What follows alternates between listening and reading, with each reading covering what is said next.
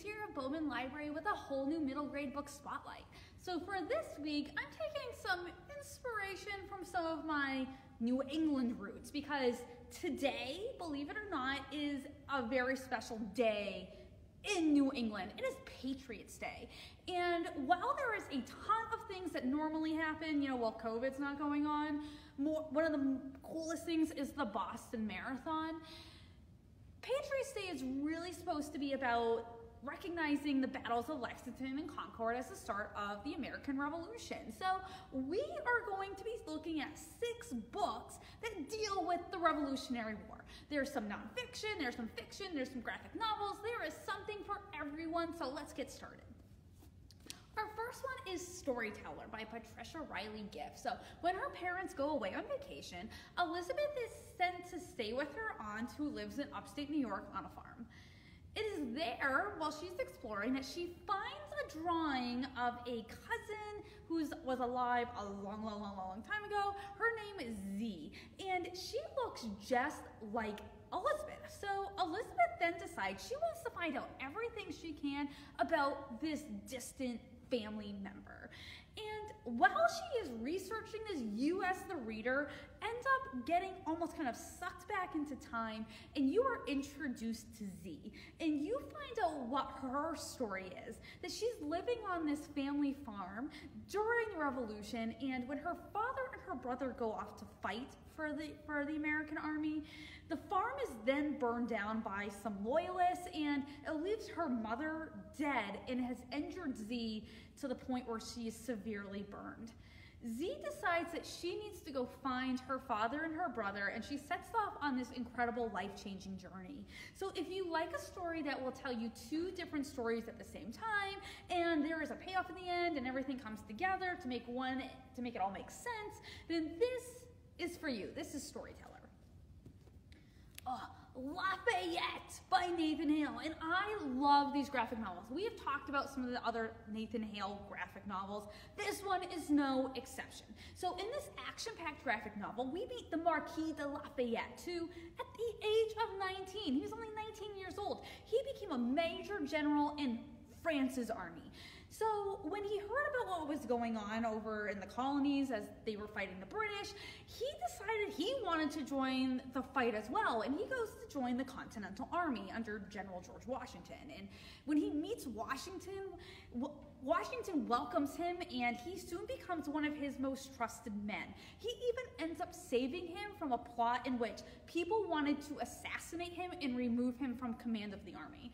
You will learn so much about this war hero, as well as you will get to meet so many other significant players along the way. Some you've heard of, some you haven't, but again, just like all the other Nathan Hale graphic novels, this one, no exception, is amazing. So this is Lafayette.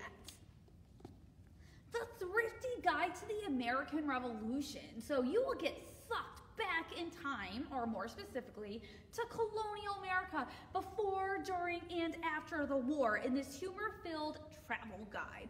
You will get to learn about what you will need to wear, what you need to be prepared to eat, what you need to do to fight in the army, and you will even get to go to so many of the battles that took place. This is filled with maps, cartoons, jokes, and more, and you won't even realize you will be learning about this period of American history, and you will become an expert, and you will be able to show off to your friends and family how much you know about the Revolutionary War, the Thrifty Guide to the American Revolution.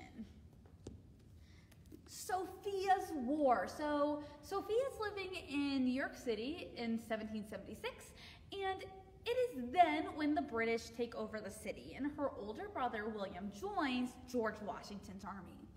The only way her family is allowed to stay in their house, though, is they have to house, or they have to have British officers come to stay with them. And as they start to live with them, Sophia starts to kind of realize they're people just like everyone else, and she kind of starts to like them.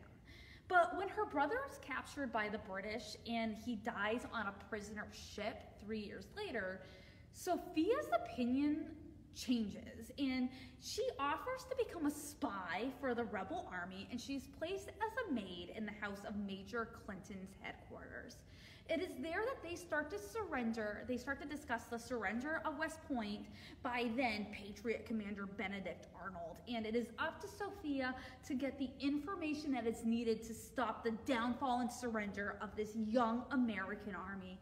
This fast-paced, thriller, action-packed historical fiction chapter book is one that will keep you on the edge of your seat, while also getting like a first-hand view of what war was like and how it was like to live during that time. This is Sophies War.